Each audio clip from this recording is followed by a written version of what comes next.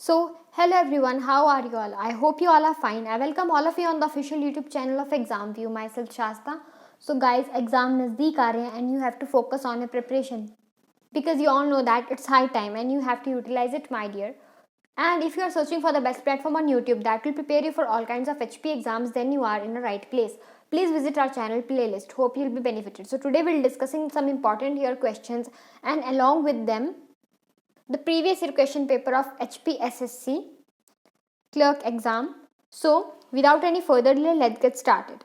And one more thing, if you have any queries related to any question or any topic, you can DM me on Instagram official.shasta. ID is mentioned here. So let's get started. So question number 141 to 145.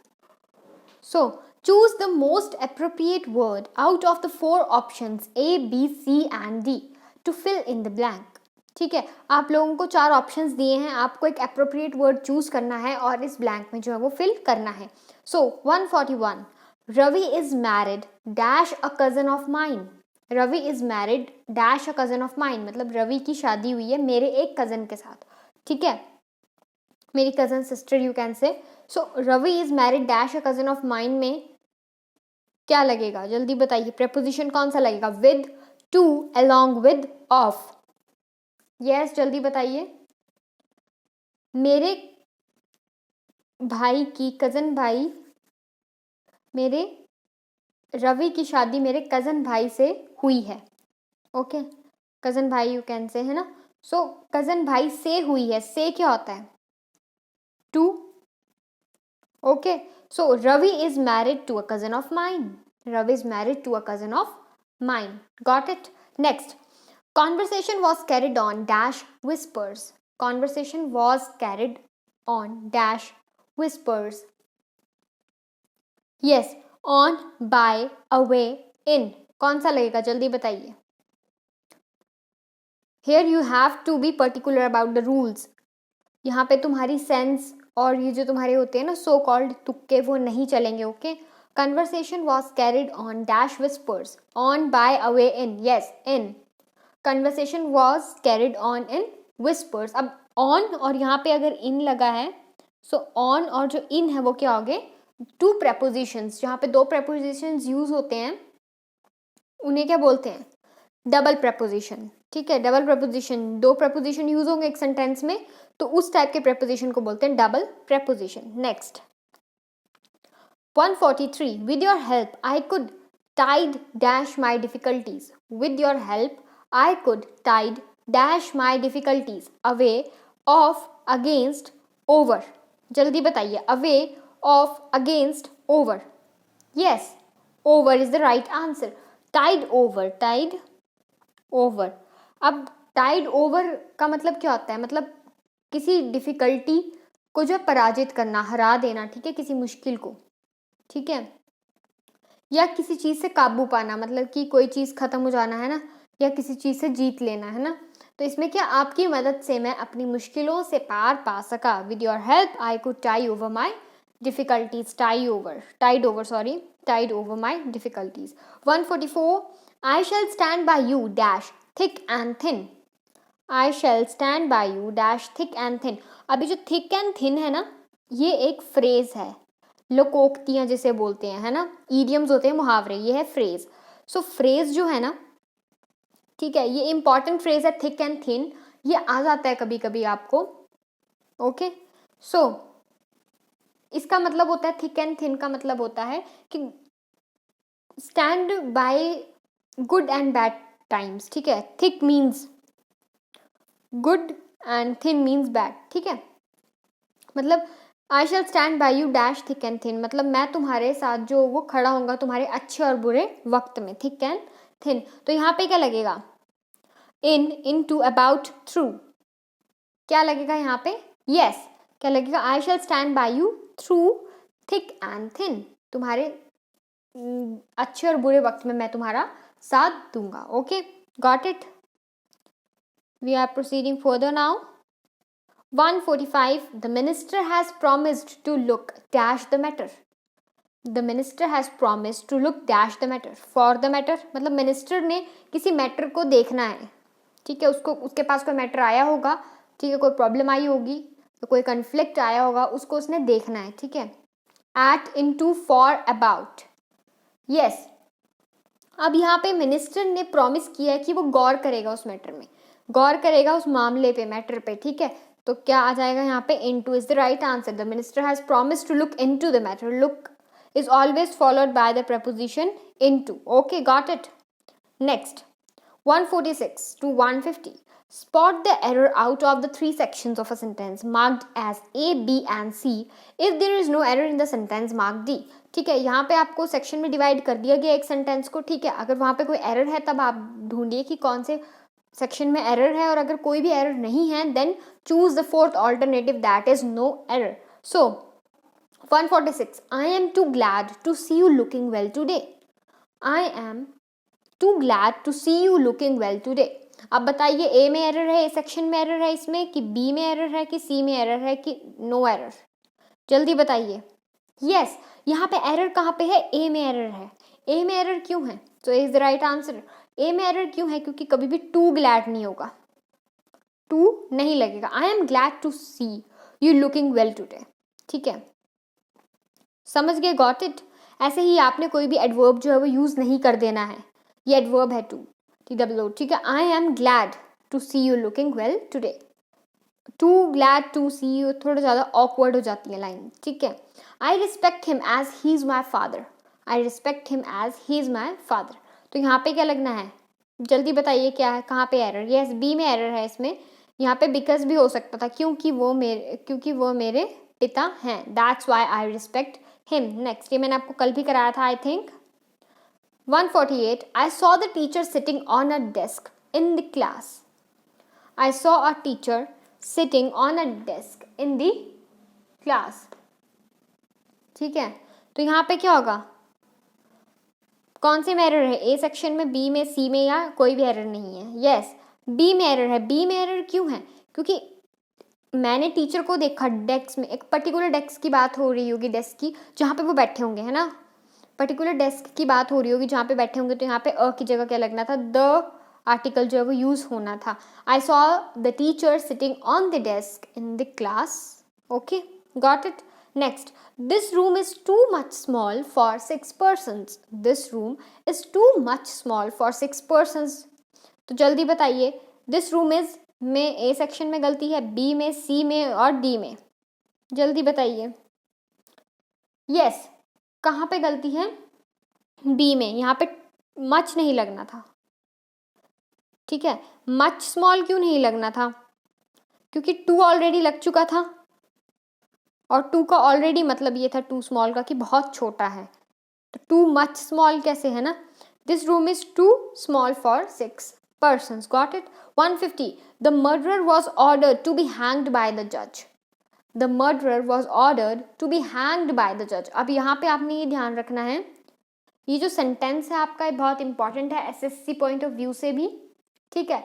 इसका ये अभी ना आपका जो है ये passive voice में आपको दिया हुआ है, वो भी करेक्ट नहीं है इसका पैसिव वॉइस ये, लेकिन फिर भी you are given the sentence in the passive voice, ठीक है। तो इसका एक्टिव वॉइस क्या होगा? Judge ordered the murderer to be hanged. Judge ordered the murderer. Judge ordered the murderer to be hanged. ठीक है, लेकिन इसमें क्या होगा? इसमें करेक्शन की जरूरत कहाँ पे है? Yes, the need of correction is in to be hanged by the judge में है। यहाँ पे to be hanged by the judge जो है वो नहीं होगा, यहाँ पे होगा by the judge to be hanged. By the judge to be hanged. आपको एक्टिव वॉइसेस आती है ना, जैसे जो एक्टिव वॉइस है उसमें है जज ordered the murderer to be hanged, ठीक है। तो यहाँ पे क्या होगा?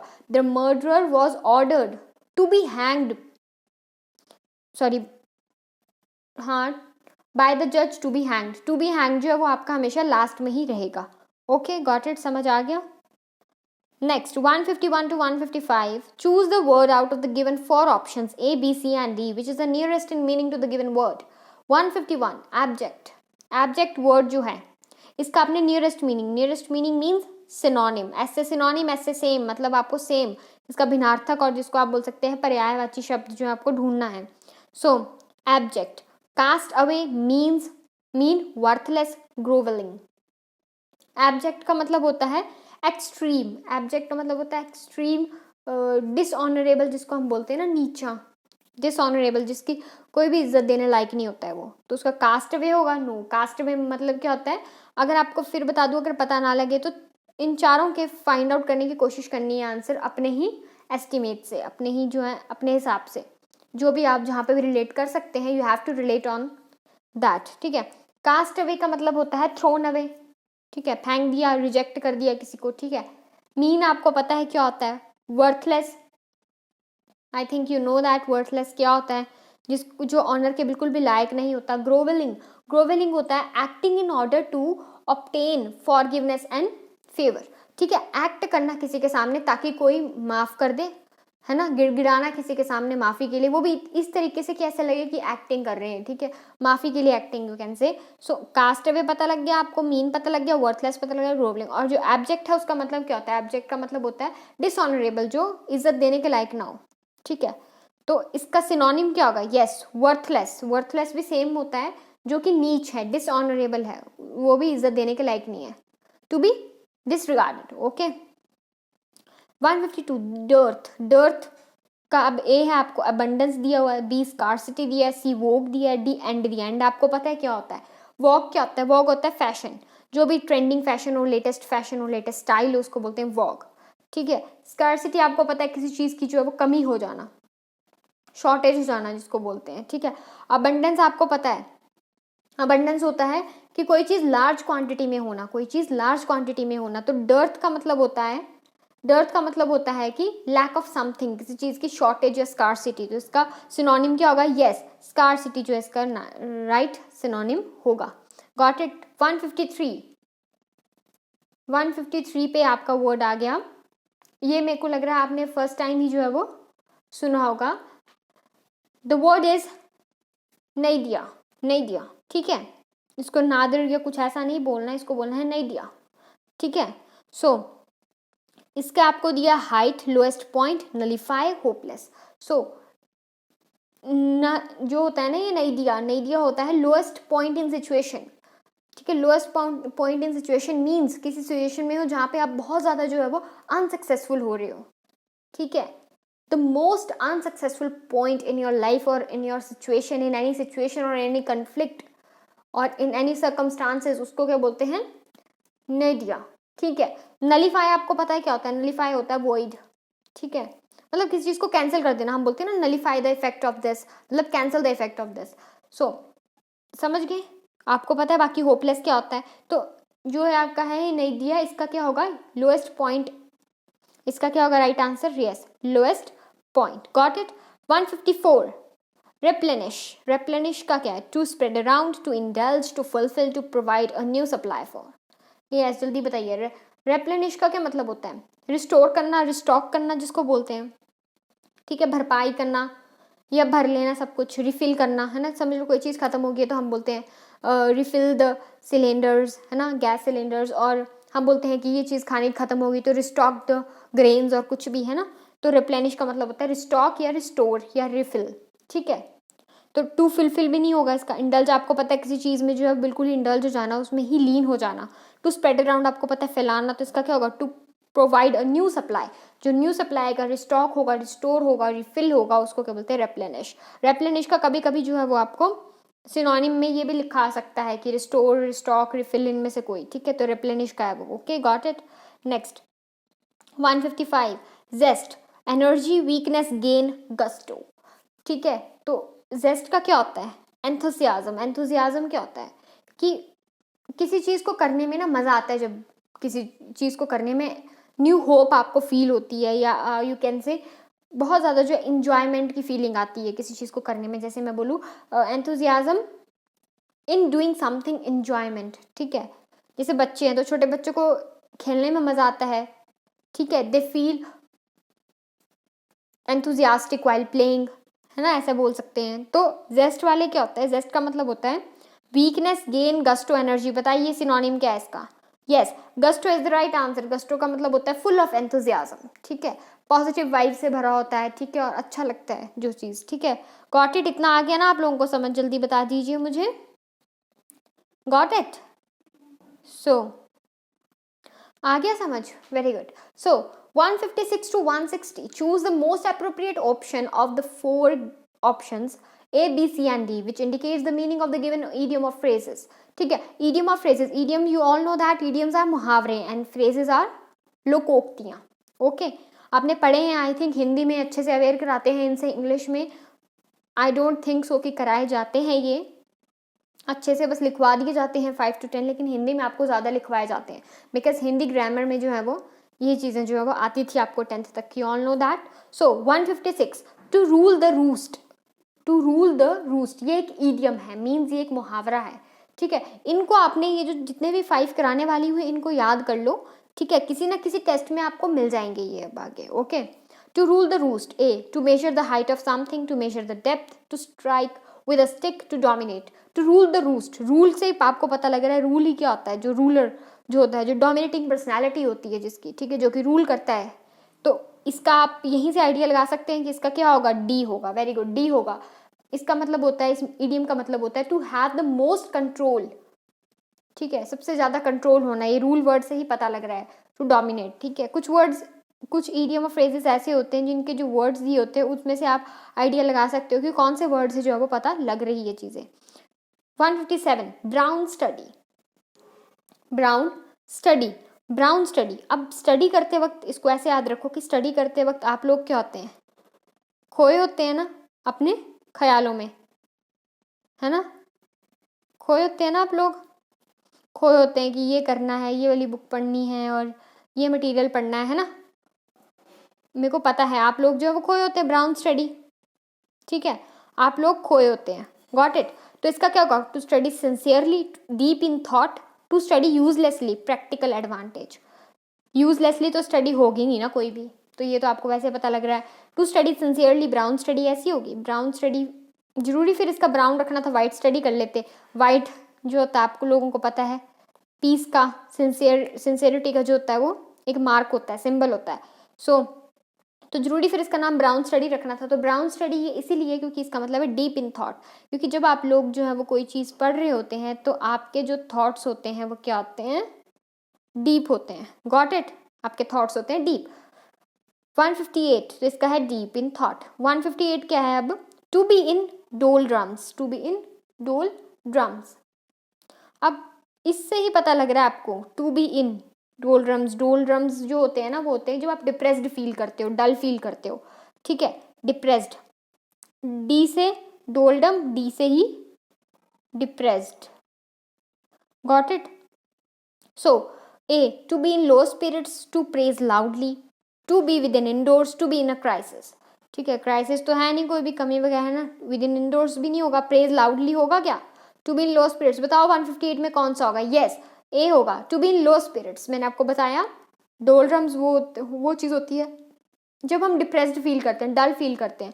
तो to be in low spirits का मतलब वही होता है जब हम अच्छा फील नहीं करते, हम वी यूजुअली फील डिप्रेस्ड और dull. Okay. 159, kangaroo court. Kangaroo court, kangaroo. अब आपको पता है वैसे कोट क्या होता है, हाई कोर्ट, लो कोर्ट है ना, sorry high court, lower court, ये है ना सुप्रीम कोर्ट. ये नए सुन गया आ गया कैंगरू कोर्ट, है ना, आप लोगों के जैसे ही, है ना, अजीब अजीब सा नाम.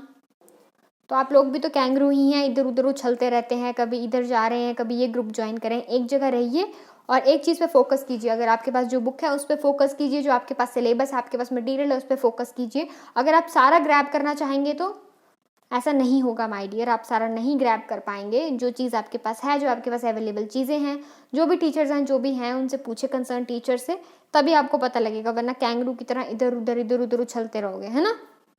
और वो जो पाउच होता है कैंगरू के आगे, जो पाउच होता है जहाँ पे वो अपना बेबी रखता है, वहाँ पे तुम बुक्स रख के घूमोगे, है ना. सो कैंगरू कोट. कैंगरू कोट में क्या होगा, क्या ग्रुप ऑफ कैंगरू होगा, कोट है तो कैंगरू का ग्रुप तो होगा नहीं, है ना.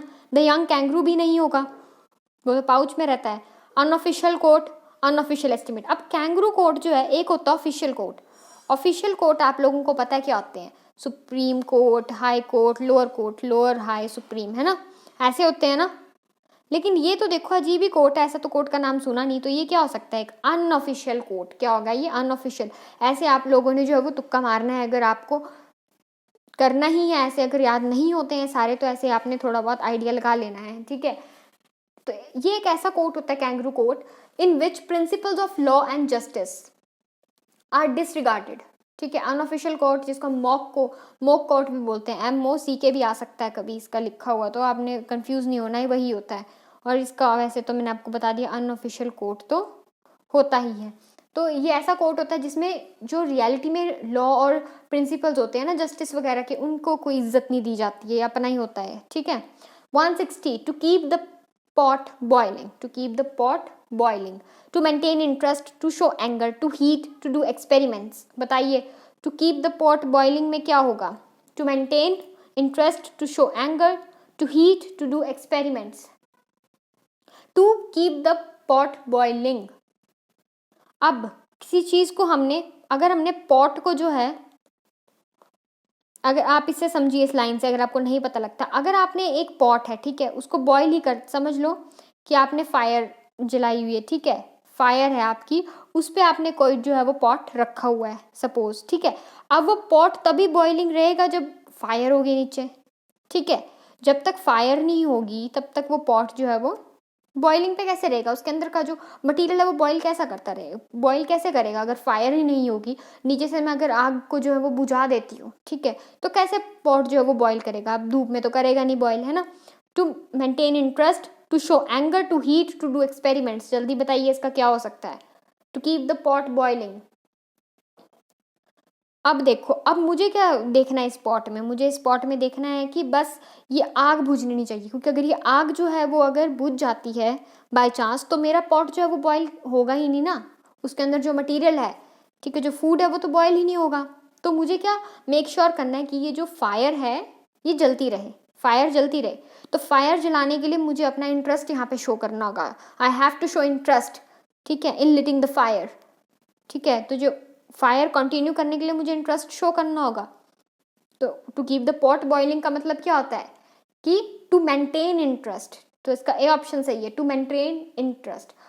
To keep the pot boiling का मतलब होता है, इस इडियम का मतलब होता है to make sure that the process does not stop. क्योंकि अगर ये प्रोसेस जो है वो स्टॉप हो जाता, पॉट वाला फायर जो है वो बुझ जाती, ठीक है, सपोज जो आपकी फायर है, ठीक है, वो अगर बुझ जाती तो ये पॉट जो है वो फिर बॉयल कैसे होना था? तो इसलिए अगर पॉट को बॉयल रखना है तो फायर का होना ज़रूरी है, इंटरेस्ट मेरा होना चाहिए उसमें, तभी होगा। ओके, गॉट इट, समझ आ गया? मैंने आपको इजी से इजी वे से जो है वो कराने की कोशिश की है हर क्वेश्चन को। फिर भी आपको कोई डाउट हो तो आप पूछ सकते हैं। जो व्हाट्सएप पे जुड़े हैं they can ask me on WhatsApp और anywhere you find it suitable. So आज के लिए इतना ही था बस। आई होप आप लोगों को अच्छा लगा हो, अगर अच्छा लगा हो तो अप्रिशिएट ज़रूर करना। और जिन लोगों के प्रेपोजिशंस आर्टिकल्स वीक हैं प्लीज़ वो प्रैक्टिस वीडियोस देखिए, और जिनके बेसिक्स क्लियर हैं वो प्रैक्टिस वीडियोस देखिए, और जो प्रेपोजिशंस आर्टिकल में वीक हैं वो डिस्क्रिप्शन बॉक्स में लिंक मिल जाएंगे आप लोगों को। प्रेपोजिशंस भी मैंने 3 पार्ट्स में करवा दिए हैं, आर्टिकल्स भी करवा दिए हैं, तो प्लीज़ आप देख लीजिए वहाँ से। और जितने ज़्यादा हो सकते हैं प्रीवियस ईयर क्वेश्चन पेपर देखा कीजिए, ताकि आप लोगों का जो है वो पता लगता रहे आपको कि किस लेवल का पेपर सेट हो रहा है, ठीक है। कहीं ऐसा ना हो ना आप लोग इतना सा पढ़ें और लेवल इतना हो, ठीक है। और ऐसा भी नहीं होना चाहिए कि सिलेबस में अगर इतना दिया है तो आप लोग इतना बड़ा पढ़ के जाएं और वो इतने बड़े में से यहाँ से कुछ भी ना आए और आए सिर्फ यहीं से, तो आप लोग फिर फंस जाएंगे, ठीक है।